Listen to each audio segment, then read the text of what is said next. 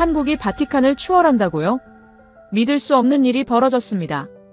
2025년 12월 영국이 발표한 세계 박물관 순위에서 한국이 3등을 했습니다. 바티칸 박물관 682만 명, 국립중앙박물관 625만 명. 격차는 고작 32만 명이었습니다. 한국은 1년 만에 272만 명이 늘었습니다. 바티칸은 정체됐죠. 이 속도라면 한국이 바티칸을 추월하며 세계 2위 등극이 확실했습니다. 더 충격적인 사실. 바티칸은 입장료 17유로를 받습니다. 그런데 한국은 무료였어요. 효율성도 압도적이었죠. 루브르의 5분의 1 크기로 75% 방문객을 모으고 소장품은 바티칸의 6배였습니다. 유럽 박물관계가 경악했습니다. 관광객 순위 세계 22위인 한국이 관광대국 이탈리아를 어떻게 이긴 거죠? 놀라운 사실, 지금 시작합니다. 한국 최고라고 댓글을 남겨주세요. 여러분의 구독과 좋아요는 아주 큰 힘이 됩니다. 한국이 바티칸을 추월한다고요? 저는 스크린에 떠오른 그래프를 멍하니 바라봤습니다. 682만 명 대 650만 명. 격차는 고작 32만 명. 그런데 한국박물관의 선이 수직으로 치솟고 있었어요.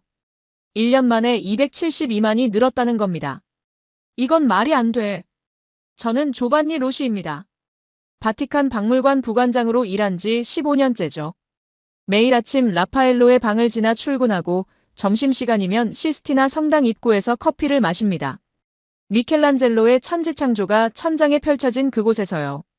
바티칸 박물관은 제 인생 그 자체였어요.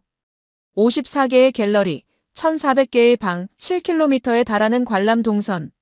세계에서 가장 위대한 예술품들이 모인 곳. 우리는 언제나 세계 2위였습니다. 루브르 다음으로. 그런데 지금 2025년 12월. 크리스마스를 일주일 앞둔 이 시점에 저는 긴급 소집된 이사회 회의실에 앉아 있었습니다. 관장님이 리모컨을 들어 다음 슬라이드를 넘겼어요. 2026년 예측치였습니다. 화면에 빨간 글씨가 떴습니다. 국립중앙박물관은 720만 명, 바티칸 박물관은 680만 명. 재무담당 이사가 의자를 뒤로 젖히며 한숨을 쉬었습니다. 옆에 앉은 전시기획이사는 안경을 벗었다 썼다를 반복했어요. 회의실이 조용했습니다. 에어컨 돌아가는 소리만 들렸죠. 관장님의 목소리가 정적을 깼습니다. 한국박물관이 내년에 우리를 추월합니다. 한 이사가 손을 들었어요. 관장님, 이건 일시적인 거품 아닙니까? 한류 열풍 같은 거요. 관장님이 고개를 저었습니다. 다음 슬라이드를 보시죠. 화면이 바뀌었어요. 연도별 추이 그래프였습니다. 2023년에는 418만 명으로 세계 6위였어요. 2024년엔 378만으로 잠시 주춤했습니다. 그리고 2025년 650만으로 폭발했죠. 1년에 272만이 늘었다는 게 말이 됩니까? 재무이사가 계산기를 두드렸어요. 하루 평균 7,000명 넘게 증가한 겁니다. 그게 바로 문제입니다. 관장님이 레이저 포인터로 그래프를 가리켰습니다. 이 성장세가 계속되면 우린 3위로 밀려납니다. 다른 이사가 반박했습니다. 하지만 관장님, 한국은 관광대국도 아니잖습니까? 세계 22위에 불과한데요. 우리 이탈리아는 3위에서 5위를 오가는 나라인데 말입니다. 바로 그게 문제예요. 관장님의 목소리에 긴장감이 실렸습니다. 관광객이 적은데도 박물관 순위가 높다는 건 그만큼 콘텐츠가 뛰어나다는 증거입니다. 브랜드가 아니라 실력으로 이기고 있다는 거죠. 저는 노트북을 열었습니다. 미리 준비해둔 자료가 있었거든요. 국립중앙박물관에 대해 제가 찾아본 것들이었어요. 소장 유물이 43만 점이라고 나와 있었습니다. 저는 깜짝 놀라 숫자를 다시 확인했습니다. 43만 점이라고요? 우리 바티칸은 7만 점인데요. 전시기획이사도 같은 걸 발견했나 봅니다. 관장님, 이 자료 보셨습니까? 한국박물관 소장품이 우리의 6배가 넘습니다. 회의실이 술렁였어요. 관장님이 고개를 끄덕였습니다. 알고 있습니다. 게다가 입장료도 무료예요. 무료라고요? 여러 이사들이 동시에 되물었습니다. 저도 믿기지 않았어요. 바티칸은 17유로를 받는데 말이죠. 네, 무료입니다. 관장님이 다음 슬라이드를 넘겼습니다. 그런데도 작년까지는 우리가 이겼어요. 왜 그랬을까요? 아무도 대답하지 않았습니다. 관장님이 스스로 답했어요. 브랜드 때문입니다. 바티칸이라는 이름, 교황청, 미켈란젤로, 라파엘로. 우린 이름값으로 이긴 겁니다. 그렇다면 왜 지금 역전당하는 겁니까? 제가 물었습니다. 관장님이 저를 똑바로 쳐다봤어요. 그걸 조반니 당신이 가서 알아와야죠. 네. 직접 가보십시오. 서울로. 뭐가 다른지, 어떻게 1년에 272만을 늘렸는지, 그들이 하는 걸 우리도 배울 수 있는지 확인해 오세요. 저는 당황했습니다. 하지만 관장님의 표정은 진지했어요. 회의실의 모든 이사들이 저를 바라봤습니다. 알겠습니다. 저는 고개를 숙였습니다. 회의가 끝나고 저는 사무실로 돌아왔어요. 창밖으로 로마의 저녁 하늘이 보였습니다. 성 베드로 대성당의 돔이 석양빛에 물들어 있었죠. 저는 노트북을 다시 열어 한국박물관 자료를 뒤적였습니다. 그러다 또 다른 놀라운 걸 발견했어요. 루브르 박물관과의 비교 데이터였습니다. 루브르 박물관의 면적은 24만 4천 제곱미터였어요. 반면 국립중앙박물관은 5만 2천 제곱미터였습니다. 저는 계산기를 두드렸습니다. 5만 2천 나누기 24만 4천. 약 5분의 1이었어요. 루브르의 5분의 1 크기. 그럼 방문객은 어떨까요? 루브르는 873만 명이었고 국립중앙박물관은 650만 명이었습니다. 저는 다시 계산했어요. 650 나누기 873. 약 75%였습니다. 저는 의자에서 일어났습니다. 창밖을 바라보며 중얼거렸어요. 루브르의 5분의 1 크기로 75% 방문객을 모은다고? 이건 단순한 성장이 아니었습니다. 효율성에서 루브르를 압도하는 겁니다. 소장품은 어떨까요? 저는 다시 노트북을 열었어요. 루브르는 61만 점을 소장하고 있었습니다. 국립중앙박물관은 43만 점, 우리 바티칸은 7만 점이었어요. 바티칸은 루브르의 11%, 국중박의 16%밖에 안 됐습니다. 우리가 가진 건 이름뿐이었어. 저는 항공권 검색 사이트를 열었습니다. 로마에서 서울까지 직항으로 11시간. 일주일 뒤 출발하는 비행기를 예약했어요. 그때는 몰랐습니다. 그 여행이 제 모든 생각을 바꿔놓을 거라는 걸요. 일주일이 정말 빨리 지나갔습니다. 저는 레오나르도 다 빈치 공항 출국장에 섰어요. 인천행 직항편. 탑승 게이트를 향해 걸어가는데 주변 분위기가 뭔가 달랐습니다. 예전에 한국 출장을 갔을 때는 비즈니스맨들이 대부분이었거든요. 정장 입은 중년 남성들, 관광 패키지 여행객들. 그런데 지금은 달랐어요. 게이트 앞 대기실을 둘러보니 젊은이들이 압도적으로 많았습니다. 20대, 30대로 보이는 사람들이 절반이 넘었어요. 큰 배낭을 맨 여대생 둘이 옆자리에 앉았습니다. 둘 다 핸드폰을 들여다보며 신나게 떠들고 있었어요. 캐대헌 OST 들었어? 완전 미쳤더라. 나 벌써 20번째 듣는 중이야. 저는 고개를 갸웃했습니다. 캐대헌? 그게 뭐지? 탑승이 시작됐어요. 저는 비즈니스석 창가 자리에 앉았습니다. 바티칸 박물관 출장이니까 예산은 넉넉했죠. 기내 수화물을 선반에 올리고 자리에 앉으려는데 승무원이 다가와 물을 건네주더군요. 감사합니다. 그런데 오늘 승객이 참 적네요. 승무원이 웃으며 고개를 끄덕였어요. 요즘 한국행이 다 그래요. 특히 로마발 항공편이 엄청 늘었거든요. 많이 늘었나요? 네, 들으니까 작년 대비 107%나 증가했대요. 거의 2배로 늘어난 거죠. 107%라고요? 저도 놀랐어요. 승무원이 작은 목소리로 덧붙였습니다. 한류 때문이래요. 애니메이션이 하나 떴다고 하더라고요. 비행기가 활주로로 나갔습니다. 창밖으로 로마의 불빛들이 점점 멀어지더니 이내 구름 위로 올라갔어요. 안전벨트 사인이 꺼지자 저는 노트북을 꺼냈습니다. 출발 전에 급하게 다운받아둔 자료들이 화면을 가득 채웠어요. 국립중앙박물관에 대한 온갖 데이터들이었죠.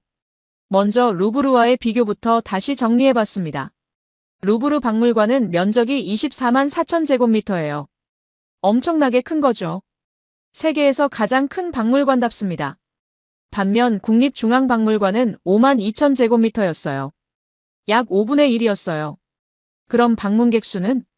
루브르 박물관에는 1년에 873만 명이 방문합니다. 국립중앙박물관은 650만 명이었어요. 거의 75%였습니다. 루브르의 5분의 1 크기로 75% 방문객을 모은다는 얘기였어요. 저는 의자에 등을 기댔습니다. 이건 말도 안 되는 효율성이었어요. 단순 계산만 해봐도 한국 박물관의 밀도가 루브르보다 훨씬 높다는 뜻이었죠. 소장품도 확인해봤습니다. 루브르 박물관은 61만 점을 소장하고 있어요. 국립중앙박물관은 43만 점. 바티칸은 고작 7만 점이었습니다. 저는 한숨을 쉬었어요. 바티칸은 루브르의 10분의 1도 안 되는 소장품을 가지고 있었던 겁니다. 그런데도 방문객 수에서는 거의 비슷했죠. 왜였을까요? 답은 명확했습니다. 브랜드 파워. 교황청이라는 이름. 미켈란젤로와 라파엘로라는 거장들. 우린 내용물이 아니라 간판으로 승부해왔던 거예요.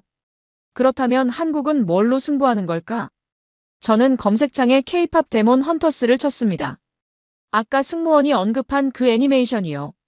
결과가 쏟아져 나왔어요. 넷플릭스 글로벌 1위.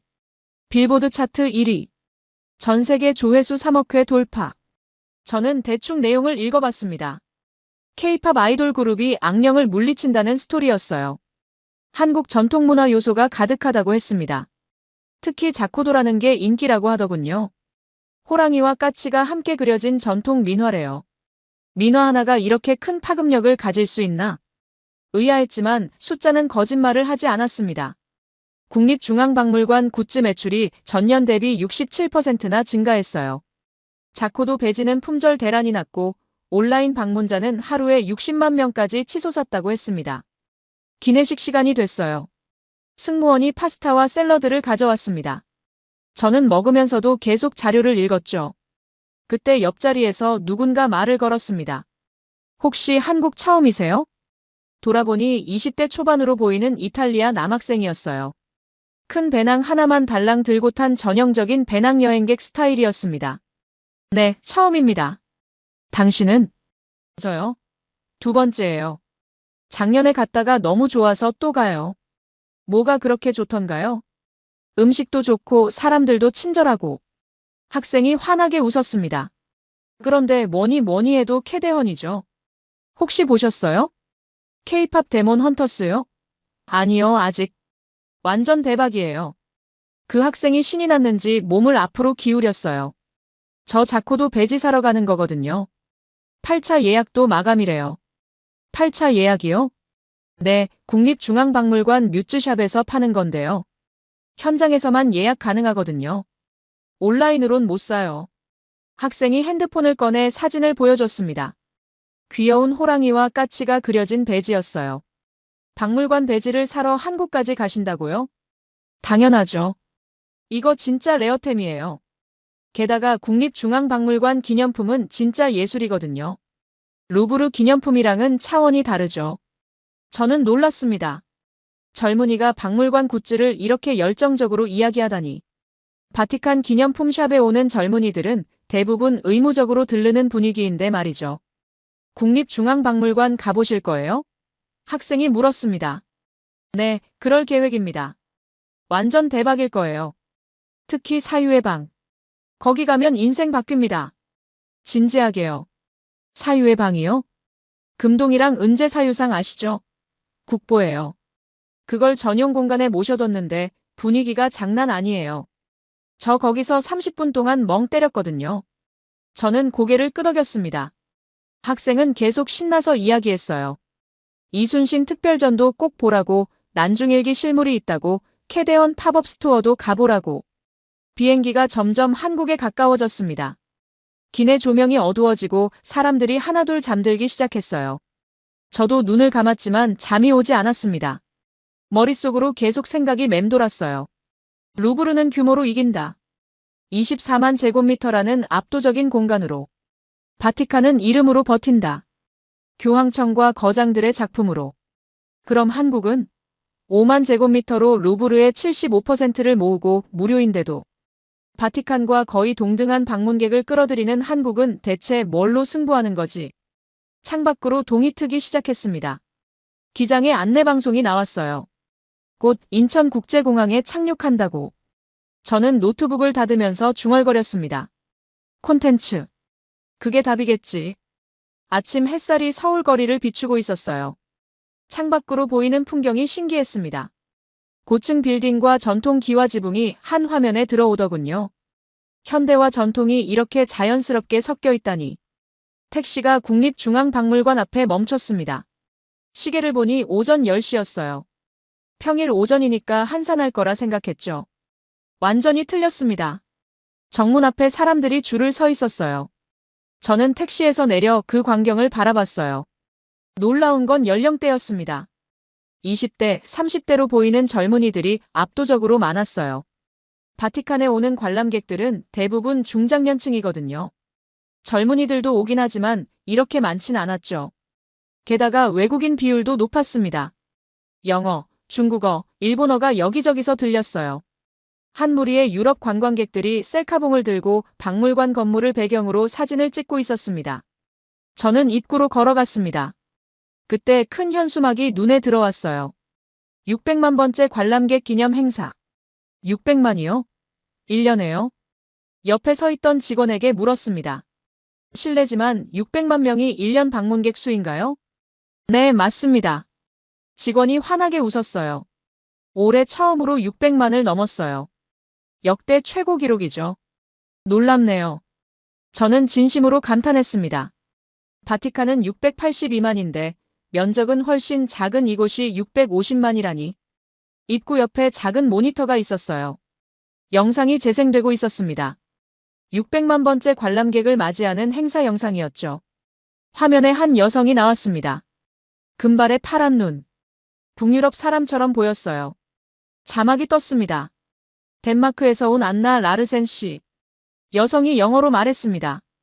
덴마크 전체 인구가 600만 명인데 한 박물관에 1년에 600만 명이 방문한다는 게 믿기지 않아요. 정말 대단한 곳이에요. 저는 그 말에 멈칫했습니다. 맞는 말이었어요. 한 나라 전체 인구만큼의 사람들이 1년에 한 박물관을 방문한다. 이건 정말 어마어마한 숫자였습니다. 입장 게이트로 향했어요. 그때 또 한 가지 놀라운 걸 발견했습니다. 입장료 무료. 직원에게 다시 한번 확인했습니다. 정말 무료인가요?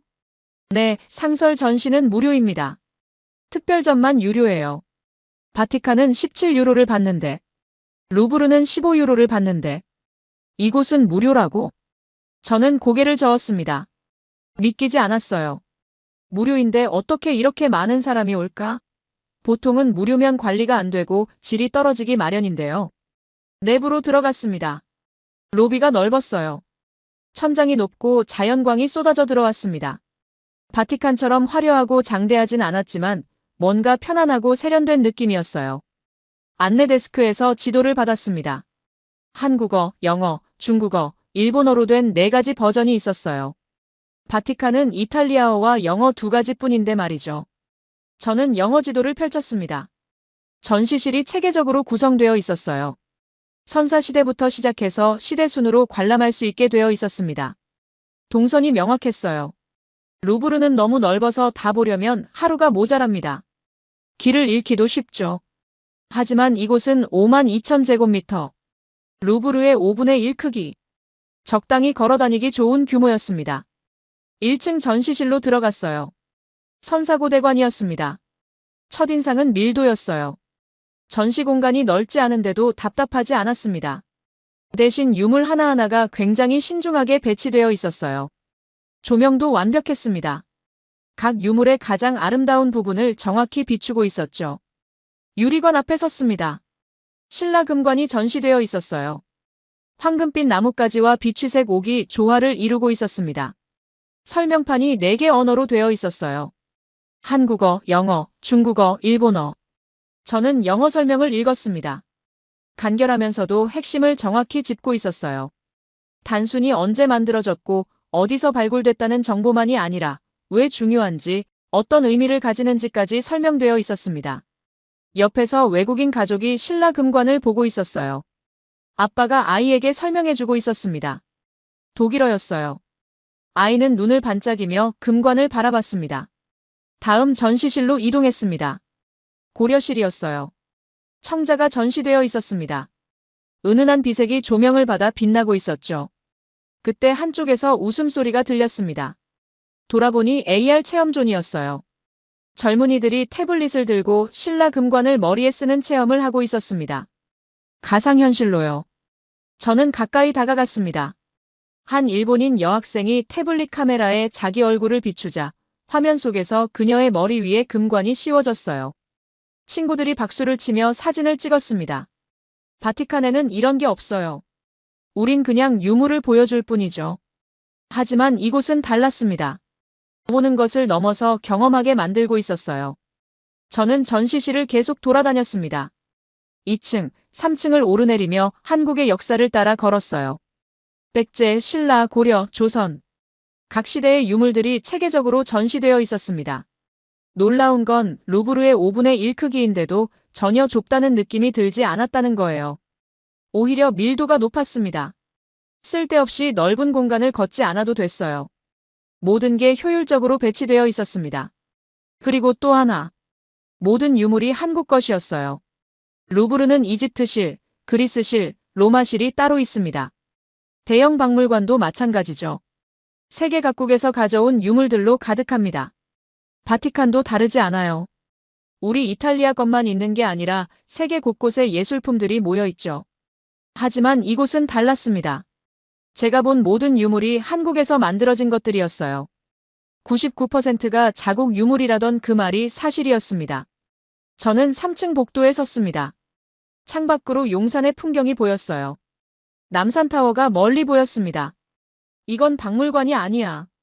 저는 중얼거렸습니다. 문화 플랫폼이야. 루브르의 5분의 1 크기로 75% 방문객을 모으는 비결이 이거구나.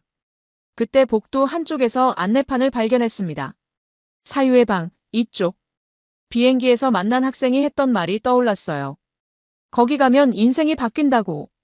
저는 안내판이 가리키는 방향으로 걸어갔습니다. 안내판을 따라 걸어가니 복도 끝에 입구가 나타났습니다. 작은 문이었어요. 바티칸 시스티나 성당의 웅장한 입구와는 전혀 달랐습니다. 오히려 숨겨진 비밀 통로 같았죠. 문 앞에 작은 안내문이 붙어 있었습니다. 사유의 방. 조용히 관람해주세요. 저는 숨을 한번 깊이 들이쉬고 안으로 들어갔습니다. 어두웠어요. 작은 동굴 같은 통로였습니다. 천장은 낮았고 벽은 검은색이었어요. 하지만 완전한 어둠은 아니었습니다. 천장을 보니 작은 불빛들이 촘촘히 박혀 있었어요. 별처럼 반짝이고 있었죠. 저는 천천히 걸었습니다. 통로가 부드럽게 휘어져 있었어요. 앞이 보이지 않았습니다. 어디로 이어지는지 알 수 없었죠. 시스티나 성당 입구 같은데. 저는 중얼거렸습니다. 바티칸 시스티나 성당에 들어갈 때도 이런 느낌이었거든요. 좁은 통로를 지나면 갑자기 거대한 공간이 펼쳐지는 그 경험. 통로를 따라 조금 더 걸었습니다. 그리고 코너를 돌았어요. 순간 숨이 멎었습니다. 거대한 공간이 눈앞에 펼쳐졌습니다. 천장이 높았어요.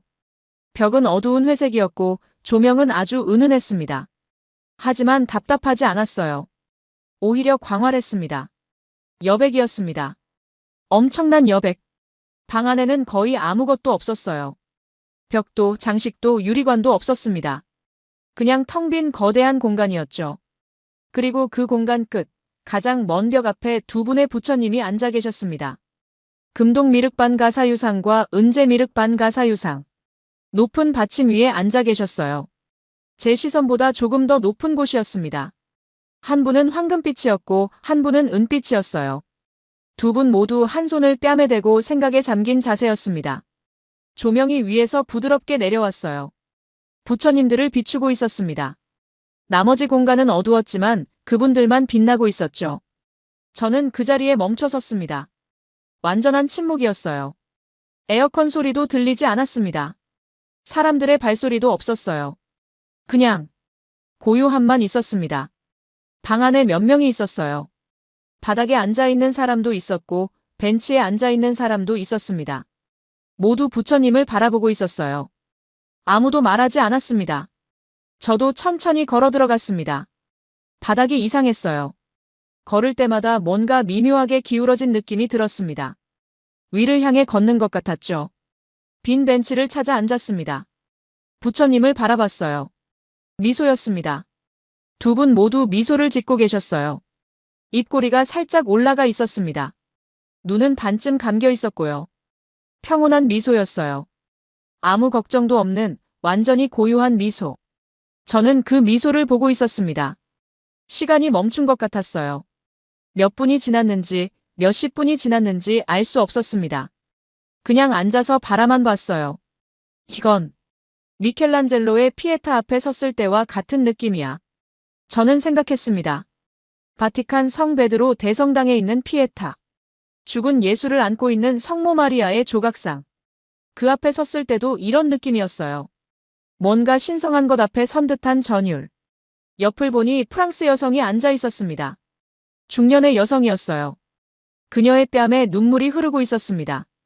저는 다시 부처님을 바라봤습니다. 그리고 알았어요. 저도 눈가가 뜨거워지고 있다는 걸. 왜 우는 거지? 스스로에게 물었지만 답을 알 수 없었습니다. 그냥 뭔가 압도당한 기분이었어요. 슬픔도 아니고 기쁨도 아닌 그냥 순수한 감동. 한참을 앉아 있다가 일어났습니다. 천천히 방을 나왔어요. 출구 쪽 복도에 안내 책자가 놓여 있었습니다. 저는 한 부를 집어들었어요. 사유의 방 건축 이야기. 펼쳐서 읽었습니다. 건축가 최욱이 설계했다고 했어요. 특별한 비밀이 숨어 있다고 했습니다. 바닥이 1도 기울어져 있다고 했어요. 그래서 관람객이 자연스럽게 부처님을 올려다보게 된다는 겁니다. 제가 느낀 그 미묘한 경사가 의도된 거였어요. 천장은 반대로 기울어져 있다고 했습니다. 착시 효과를 주기 위해서래요. 공간이 더 넓어 보이게 만드는 거죠. 벽면에는 황토와 계피를 섞어 발랐다고 했어요. 특유의 향기가 난다고. 저는 코를 킁킁거렸습니다. 정말 어떤 냄새가 났어요. 따뜻하고 차분한 냄새였습니다. 책자를 더 읽었습니다. 독일 철학자 카를 야스퍼스의 말이 인용되어 있었어요. 실존하는 가장 완벽한 상태의 미소. 야스퍼스가 반가사유상을 보고 한 말이라고 했습니다. 저는 고개를 끄덕였습니다. 맞는 말이에요. 방금 본 그 미소는 정말 완벽했습니다. 복도를 따라 걸어 나왔습니다. 밝은 전시 공간으로 나오니 눈이 부셨어요. 다시 현실로 돌아온 기분이었습니다. 한쪽 벽에 안내판이 붙어 있었어요. 통계 자료였습니다. 저는 가까이 다가가 읽었습니다. 국립중앙박물관 관람객의 28%가 반가사유상을 보러 온다고 했어요. 거의 3분의 1이나 되는 숫자였습니다. 박물관 앱 조회수 1위도 반가사유상이라고 했습니다. 그리고 마지막 줄. 사유의 방 영문 홈페이지 방문수가 국문 홈페이지의 20배라고 했어요. 20배라고요? 저는 놀라서 다시 읽었습니다. 틀림없었어요. 외국인이 한국인보다 20배나 더 많이 검색한다는 얘기였습니다. 외국인이 먼저 알아본 거구나. 저는 중얼거렸습니다. 바티칸도 외국인 관람객이 많긴 하지만 이탈리아인도 많이 옵니다. 하지만 여기는 외국인이 압도적으로 관심을 보이는 거예요. 벤치에 앉아 생각에 잠겼습니다. 바티칸에는 수많은 걸작이 있습니다. 미켈란젤로의 천지창조, 라파엘로의 아테네 학당, 레오나르도 다 빈치의 작품들. 세계에서 가장 위대한 예술품들이 모여 있죠. 하지만 한 작품으로 이런 경험을 주진 못해요. 우린 많은 걸 보여줍니다. 54개의 갤러리, 1400개의 방. 걷고 걷고 또 걷다 보면 결국 지치게 되죠. 감동도 분산됩니다. 그런데 이곳은 달랐습니다. 단 두 분의 부처님, 그리고 거대한 여백. 그게 전부였어요. 하지만 그 단순함이 오히려 압도적인 힘을 가졌습니다. 저는 일어났습니다. 다음 전시실로 향했어요. 하지만 머릿속에는 계속 그 미소가 남아 있었습니다. 평온하고 완벽한 미소가. 전시실을 나오니 복도 한쪽에 안내판이 보였습니다. 뮤즈샵, 비행기에서 만난 학생이 자코도 배지를 사러 간다던 그곳이었어요. 저는 호기심이 생겨 안내판을 따라갔습니다. 복도 끝에 유리문이 나타났어요. 문을 열고 들어가려는데 앞에 사람들이 줄을 서 있었습니다. 뮤즈샵에 들어가려고 줄을 서야 한다고요? 저는 놀랐습니다. 바티칸 기념품 샵은 언제나 활짝 열려 있거든요. 사람이 많긴 해도 입장을 위해 줄을 서진 않아요. 앞에 서 있던 일본인 여성에게 물었습니다. 실례지만 항상 이렇게 사람이 많나요? 요즘엔 그렇더라고요. 여성이 웃으며 답했습니다. 캐대언 때문에 더 심해졌어요. K-팝 데몬 헌터스요? 네, 자코도 배지가 완전 대박이거든요. 저도 그거 사러 왔어요. 5분쯤 기다렸을까요? 드디어 제 차례가 됐습니다. 유리문을 열고 안으로 들어갔어요. 매장은 생각보다 넓었습니다. 바티칸 기념품 샵보다 훨씬 컸어요. 하지만 사람들로 가득 차 있었습니다. 모든 진열대 앞에 사람들이 모여 있었죠. 저는 천천히 매장을 둘러봤습니다. 첫인상은 세련됨이었어요. 바티칸이나 루브르 기념품 샵은 전형적인 관광지 느낌이 나거든요. 열쇠고리, 엽서, 티셔츠 같은 뻔한 물건들이 가득하죠. 하지만 이곳은 달랐습니다. 디자인이 현대적이었어요. 전통 문양을 현대적으로 재해석한 제품들이 많았습니다. 한쪽 벽에 큰 안내문이 붙어 있었어요. 자코도 배지, 8차 예약 마감. 다음 입고일 미정. 저는 가까이 다가갔습니다. 사진이 붙어 있었어요. 귀여운 호랑이 머리 위에 까치가 앉아있는 디자인이었습니다. 비행기에서 학생이 보여줬던 바로 그 배지였죠. 8차 예약이라고요? 옆에 서 있던 직원에게 물었습니다. 이거 인기가 많나 보네요.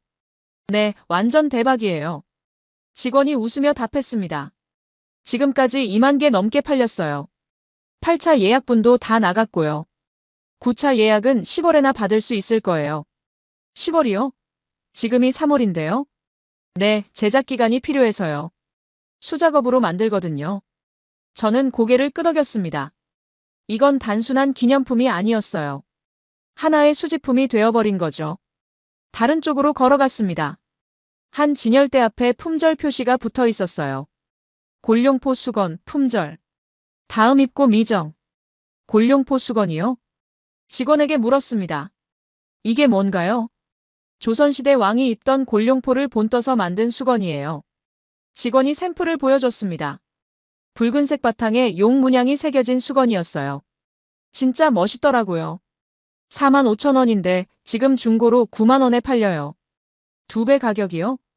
네, 그만큼 구하기 힘들어요. 저는 놀랐습니다. 박물관 기념품이 프리미엄이 붙어서 거래된다니. 바티칸에서는 상상도 못할 일이었어요. 계속 매장을 둘러봤습니다. 단청 키보드가 눈에 들어왔어요. 한국 전통 건축의 단청 문양을 키보드에 새긴 제품이었습니다. 가격을 보니 18만 원. 결코 싼 가격이 아니었어요. 옆에 젊은 남성이 서서 키보드를 만져보고 있었습니다. 프랑스 사람 같았어요. 저는 말을 걸었습니다. 키보드 사실 건가요? 네, 고민 중이에요. 남성이 웃으며 답했습니다. 비싸긴 한데 너무 예뻐서요. 프랑스에서 오셨나요? 네, 파리에서요. 루브르 근처에 살아요. 오, 그럼 루브르는 자주 가시겠네요. 네, 가끔 가죠. 남성이 고개를 끄덕였습니다. 그런데 루브르 기념품 샵은 별로예요. 너무 뻔하거든요. 모나리자 엽서, 모나리자 머그컵, 모나리자 티셔츠. 다 거기서 거기죠. 여기는 다른가요? 완전히 달라요. 남성이 주변을 둘러보며 말했습니다. 여기는 살고 싶은 게 너무 많아서 문제예요. 전부 디자인이 독특하고 실용적이거든요. 저는 고개를 끄덕였습니다. 맞는 말이었어요. 이곳의 제품들은 그냥 관광 기념품이 아니었습니다. 진짜 쓸 수 있는 물건들이었어요. 그러면서도 아름다웠습니다. 계산대 쪽으로 갔습니다. 직원이 한가한 틈을 타서 다가가 물었어요. 실례지만 이곳 매출이 어느 정도 되나요? 직원이 잠시 고민하더니 답했습니다. 정확한 건 모르지만 들은 바로는 올해 356억 원 정도 예상한대요. 356억이요? 저는 깜짝 놀랐습니다. 머릿속으로 빠르게 계산했어요. 356억 원이면 약 2,600만 유로 정도였습니다. 바티칸 기념품샵 연간 매출이 약 1,500만 유로예요. 이곳은 거의 2배였습니다. 루브르의 5분의 1 크기로 75% 방문객을 모으고 굿즈 매출은 바티칸의 2배라고. 직원이 덧붙였습니다. 요즘엔 더 대박이에요. 캐대언 이후로 온라인 방문자가 엄청 늘었거든요. 온라인 방문자요? 네, 뮤즈 온라인 샵이요. 예전엔 하루 7,000명 정도 방문했는데 지금은 60만 명이에요. 60만 명이요? 하루에요? 저는 믿기지 않았습니다. 하루에 7,000명에서 60만 명. 거의 85배가 늘어난 거예요. 네, K-팝 데몬 헌터스가 터지면서요. 직원이 웃었습니다. 자코도 때문에 완전 난리예요. 저는 매장을 다시 둘러봤습니다. 한쪽 벽에 K-팝 데몬 헌터스 팬아트 코너가 있었어요. 전 세계 팬들이 보낸 자코도 그림들이 전시되어 있었습니다. 미국, 독일, 브라질, 일본. 정말 세계 곳곳에서 보낸 거였어요. 저는 벤치에 앉았습니다. 생각을 정리해야 했어요. 루브르는 규모로 이긴다. 24만 제곱미터라는 압도적인 공간으로 사람들을 압도하는 거죠. 바티칸은 이름으로 버틴다. 교황청이라는 브랜드, 미켈란젤로와 라파엘로라는 거장들의 이름으로. 그럼 이곳은 5만 제곱미터로 루브르의 75% 방문객을 모으고 굿즈 매출은 바티칸의 2배를 내는 이곳은 대체 뭘로 승부하는 거지? 답은 명확했습니다. 콘텐츠. 루브르는 공간을 채우고 바티칸은 이름을 걸지만 이곳은 이야기를 만드는 거예요.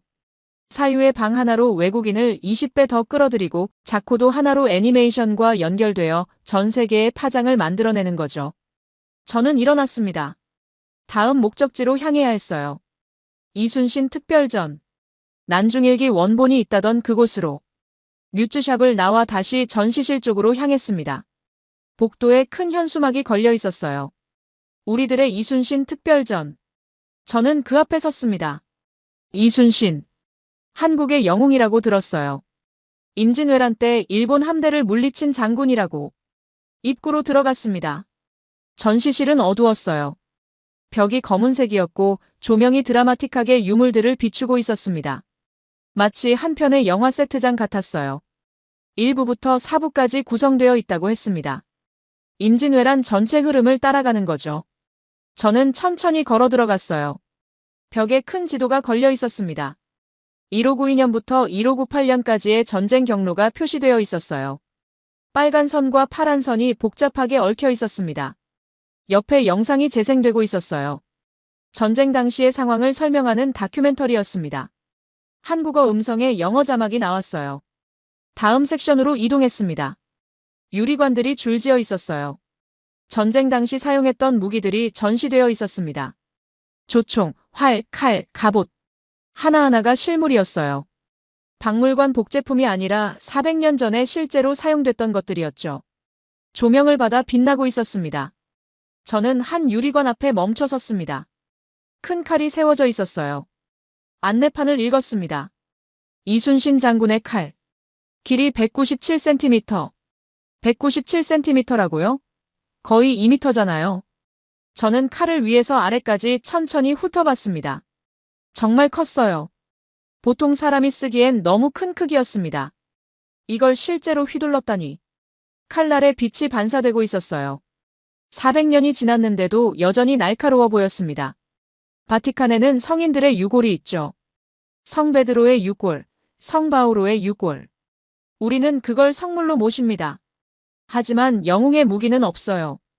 율리우스 카이사르의 칼도 없고 마르쿠스 아우렐리우스의 갑옷도 없습니다. 그냥 그들의 조각상과 그림만 있을 뿐이죠. 그런데 여기엔 있었어요. 이순신이 직접 사용했던 칼이. 실물이. 다음 유리관으로 갔습니다. 책이 펼쳐져 있었어요. 붓글씨로 빼곡하게 쓰여 있었습니다. 난중일기. 저는 숨을 죽였습니다. 이순신이 전쟁 중에 직접 쓴 일기라고 들었거든요. 그 원본이 여기 있다는 겁니까? 안내판을 읽었습니다. 국보 제76호. 유리관 너머로 글씨가 보였습니다. 한자였어요. 저는 한자를 읽을 수 없었지만 그래도 글씨를 하나하나 따라가며 봤습니다. 400년 전 전쟁터에서 이순신이라는 사람이 이 글씨를 썼던 거예요. 직접 붓을 들고. 옆에 번역문이 전시되어 있었습니다. 영어로도 나와 있었어요. 저는 몇 줄을 읽었습니다. 새벽에 비가 그쳤다. 외선 133척을 격파했다. 아들 면이 전사했다는 소식을 들었다. 슬프다. 저는 그 문장에서 멈췄습니다. 아들이 전사했다. 하지만 문장은 짧았어요. 감정을 드러내지 않았습니다. 그냥 슬프다 한 단어뿐. 전율이 흘렀습니다. 이건 단순한 역사 기록이 아니었어요. 한 사람의 삶이었습니다. 아들을 잃은 아버지의 슬픔이었죠. 계속 전시를 봤습니다. 이순신이 선조 임금에게 보낸 장계가 있었어요. 전쟁 상황을 보고하는 공식 문서였습니다. 반대로 선조가 이순신에게 보낸 편지도 있었습니다. 처음엔 이순신을 파직시켰다가 나중에 다시 복직시키는 내용이었어요. 사과하는 투의 글이었습니다. 저는 고개를 저었습니다. 왕이 신하에게 사과하는 편지를 공개하다니. 바티칸이었다면 절대 불가능한 일이었어요. 마지막 섹션에 도착했습니다. 노량 대첩에 대한 전시였어요. 이순신의 마지막 전투라고 했습니다. 대형 스크린에 영상이 재생되고 있었어요. 전투 장면을 재현한 애니메이션이었습니다.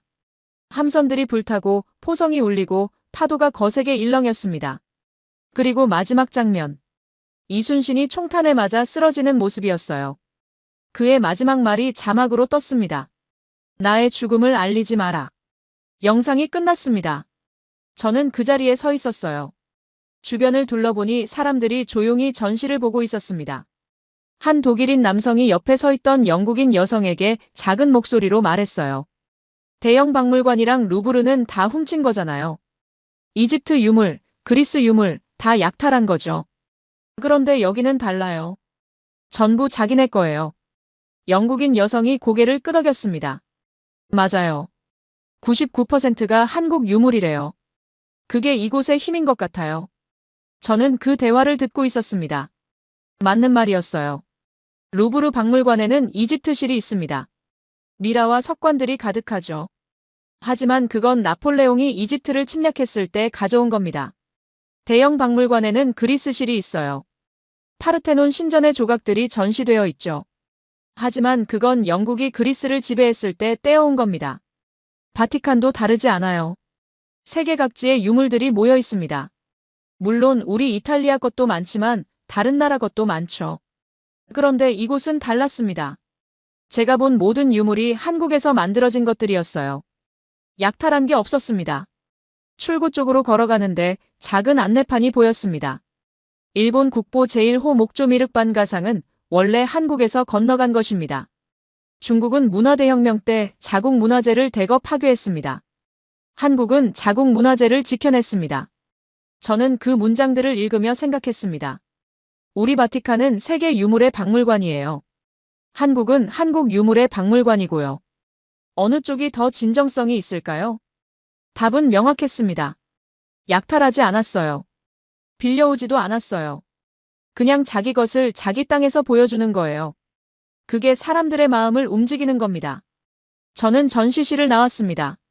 복도에 섰어요. 내일은 유홍준 관장을 만나기로 했습니다. 직접 물어보고 싶었어요.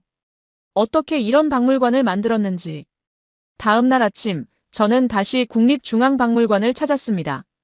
이번엔 관람객이 아니었어요. 유홍준 관장님과의 약속이 있었거든요. 바티칸 박물관 관장님이 미리 연락을 해두셨습니다. 직원의 안내를 받아 관장실로 향했습니다. 복도를 걷는데 창밖으로 박물관 정원이 보였어요. 아침 햇살을 받아 반짝이고 있었습니다. 관장실 문 앞에 섰습니다. 노크를 했어요. 들어오세요. 안에서 목소리가 들렸습니다. 문을 열고 들어갔어요. 관장님이 책상에서 일어나 악수를 청했습니다. 온화한 인상이었습니다. 조반니 로시입니다. 바티칸 박물관에서 왔습니다. 환영합니다. 관장님이 웃으며 말했습니다. 유홍준입니다. 앉으시죠. 멀리서 오셨는데 어떠셨나요? 관장님이 물었습니다. 저는 잠시 생각했습니다. 뭐부터 말해야 할까요? 충격적이었습니다. 솔직하게 답했어요. 루브르의 5분의 1 크기로 75% 방문객을 모으다니. 어떻게 가능한 건가요? 관장님이 차를 따르며 말했습니다. 콘텐츠의 질이 전부입니다. 콘텐츠의 질이요? 네. 관장님이 고개를 끄덕였어요. 우리는 숫자로 승부하지 않습니다. 엄청난 공간을 자랑하지도 않아요. 대신 우리가 가진 것을 어떻게 보여줄지에 집중합니다. 저는 노트를 꺼냈습니다. 질문 목록을 적어왔거든요. 소장품이 43만 점인데 왜 그걸 홍보하지 않으시나요? 바티칸은 7만 점밖에 없는데 말입니다. 관장님이 웃었어요. 숫자보다 어떻게 보여주느냐가 중요합니다. 루브르는 61만 점을 24만 제곱미터에 펼쳐놨죠. 우린 43만 점을 5만 제곱미터에서 밀도 있게 보여줍니다. 밀도요? 네. 관장님이 몸을 앞으로 기울였습니다. 사유의 방을 보셨죠? 거기 유물이 몇 점이나 있습니까? 2점입니다. 맞습니다. 금동 미륵반 가사유상 하나, 은재 미륵반 가사유상 하나. 단 2점이에요. 하지만 그 2점을 위해 거대한 공간을 만들었습니다. 여백을 만든 거죠. 저는 고개를 끄덕였습니다. 맞는 말이었어요. 루브르는 많은 걸 보여주려 합니다. 관장님이 계속 말했습니다. 바티칸도 마찬가지죠. 하지만 우린 적게 보여주되 깊이 보여주려 합니다. K-팝 데몬 헌터스 효과는 어떻습니까? 관장님이 웃었어요. 솔직히 그렇게까지 폭발할 줄 몰랐어요. 자코도 배지가 8차 예약까지 마감됐다던데요. 네, 2만 개 넘게 팔렸습니다. 관장님이 한숨을 쉬었어요. 온라인 방문자가 하루 7,000명에서 60만 명으로 늘었어요. 80배가 넘는 증가군요. 그렇습니다. 전통이 현대와 만나니까 폭발한 거죠. 자코도라는 조선시대 민화가 넷플릭스 애니메이션이 되고 그게 다시 박물관으로 사람들을 끌어들였어요. 외국인 관람객도 많이 늘었나요? 저는 물었습니다. 네. 관장님이 자료를 꺼냈습니다. 올해 외국인 관람객이 처음으로 20만 명을 넘었어요. 23만 1,192명입니다. 전년 대비 17% 증가했죠. 사유의 방 영문 홈페이지 방문이 국문의 20배라던데요. 맞습니다. 관장님이 웃었습니다. 외국인이 먼저 알아봤어요. 우리보다 그분들이 반가사유상의 가치를 먼저 발견한 겁니다. 저는 잠시 말을 멈췄습니다. 본론을 꺼낼 때였어요. 관장님, 솔직히 여쭙겠습니다. 2026년에 바티칸을 추월하실 겁니까? 관장님이 차를 한 모금 마셨습니다. 그리고 천천히 답했어요. 솔직히 700만이 걱정입니다. 저는 놀라서 관장님을 쳐다봤습니다. 뭐라고요? 700만 명이요. 관장님이 창밖을 바라봤습니다. 지금 추세라면 올해 700만을 넘을 겁니다. 그런데 관리가 안 돼요. 관리요? 네. 관장님이 고개를 끄덕였습니다. 우리 박물관은 5만 2천 제곱미터입니다. 루브르의 5분의 1이죠. 여기에 700만이 들어오면 어떻게 될까요? 사유의 방 같은 공간은 제대로 작동하지 않을 겁니다. 저는 이해했습니다. 사유의 방은 조용해야 했어요. 사람이 너무 많으면 그 고요함이 깨지는 거죠. 그래서 유료화를 고려하고 계신 겁니까? 관장님이 저를 쳐다봤습니다. 어떻게 하셨습니까? 소문으로 들었습니다. 관장님이 한숨을 쉬었어요. 네, 유료화를 검토 중입니다. 저는 몸을 앞으로 기울였습니다. 루브르도 비슷한 경험을 했습니다. 방문객이 1,000만 명을 넘어서자 입장료를 올려서 900만 아래로 낮췄어요. 유료화하면 오히려 품격이 올라갑니다. 관장님이 웃었습니다. 바티칸도 17유로, 루브르도 15유로를 받죠.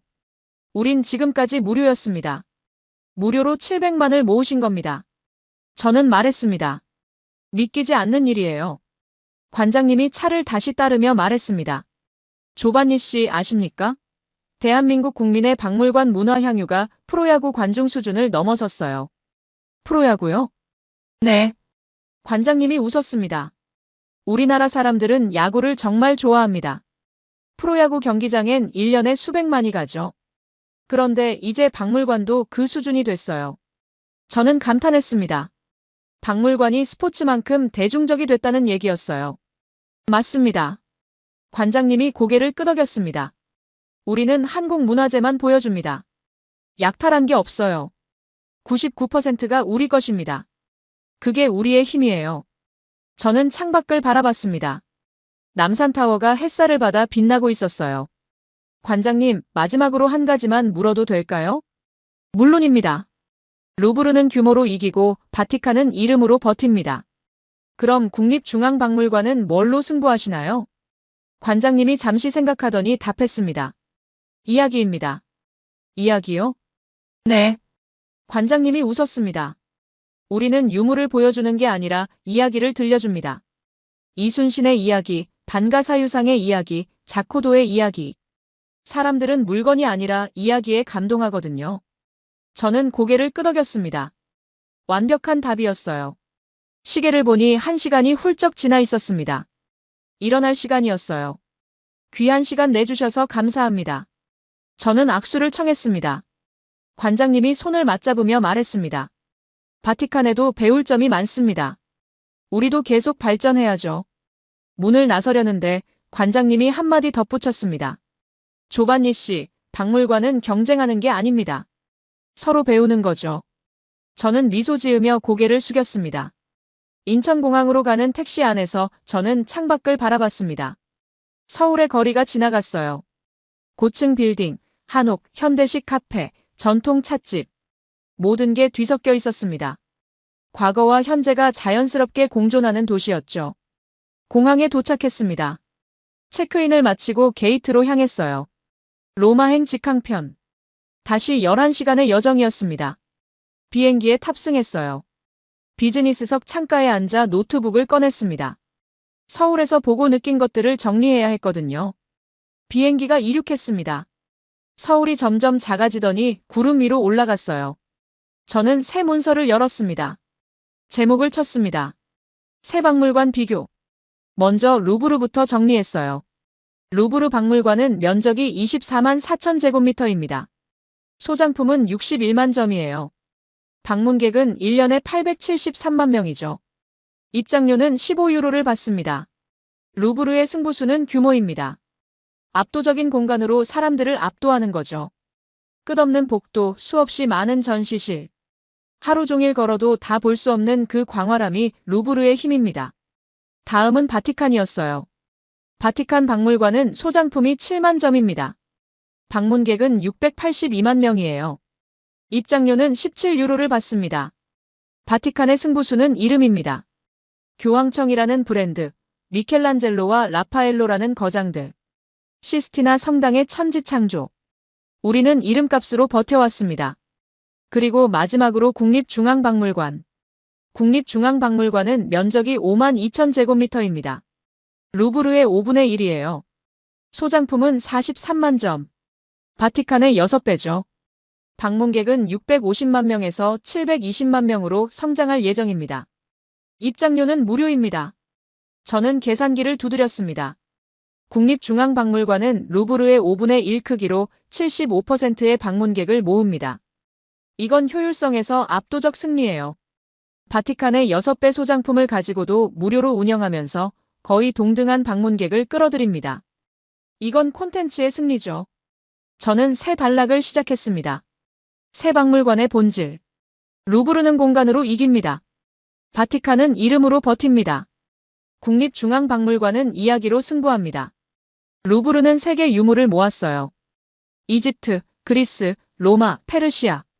전 세계의 보물을 한 곳에 모아놨죠. 바티칸도 마찬가지입니다. 우리는 가톨릭 세계의 유물을 모았어요. 이탈리아뿐 아니라 유럽 전역, 심지어 아시아와 아프리카의 예술품까지. 하지만 국립중앙박물관은 달랐습니다. 99%가 한국 유물이에요. 약탈하지 않았습니다. 빌려오지도 않았죠. 그냥 자기 것을 자기 땅에서 보여주는 겁니다. 저는 타이핑을 멈추고 생각했습니다. 진정성. 그게 답이었어요. 사람들은 많은 걸 보고 싶어 하지 않습니다. 의미 있는 걸 보고 싶어 하죠. 사유의 방엔 단 2점의 유물밖에 없어요. 하지만 그 2점이 주는 경험은 바티칸의 1400개 방보다 강렬했습니다. 기내식 시간이 됐어요. 승무원이 음식을 가져왔습니다. 저는 먹으면서도 계속 생각했어요. 유료화. 유홍준 관장님이 했던 말이 계속 맴돌았습니다. 700만이 걱정이다. 무료로 700만을 모으고 이제 유료화를 검토한다. 루브르가 방문객 1000만을 넘어서자 입장료를 올려 900만 아래로 낮춘 것처럼 국립중앙박물관도 숫자보다 질을 택하려는 거였어요. 무료로 바티칸을 이기고 유료화로 프리미엄 전략을 가져간다. 이건 완벽한 수순이었습니다. 비행기가 점점 유럽에 가까워졌어요. 창밖으로 알프스 산맥이 보이기 시작했습니다. 저는 노트북을 닫았습니다. 마지막 문장을 쓰고요. 결론. 바티칸 박물관은 2026년 3위로 밀릴 것입니다. 하지만 이건 숫자 경쟁이 아니었습니다. 효율성과 진정성의 경쟁이었고 우리가 졌습니다. 비행기가 로마 공항에 착륙했습니다. 택시를 타고 바티칸으로 향했어요. 익숙한 로마의 거리가 펼쳐졌습니다. 콜로세움, 트레비 분수, 판테온. 아름다운 도시였죠. 하지만 뭔가 달라 보였습니다. 서울을 다녀온 후라 그런가요? 로마는 과거에 머물러 있는 것 같았어요. 서울처럼 과거와 현재가 공존하지 않았습니다. 그냥 과거만 있었죠. 바티칸 박물관에 도착했습니다. 관장님께 보고해야 했어요. 관장실 문을 두드렸습니다. 들어가자 관장님이 반갑게 맞아주셨어요. 어떠셨습니까? 관장님이 물었습니다. 저는 준비해온 보고서를 건넸습니다. 2026년 우리가 새 위로 밀립니다. 관장님이 보고서를 펼쳐 읽었어요. 한참을 읽더니 고개를 들었습니다. 원인이 뭡니까? 숫자 경쟁이 아니었습니다.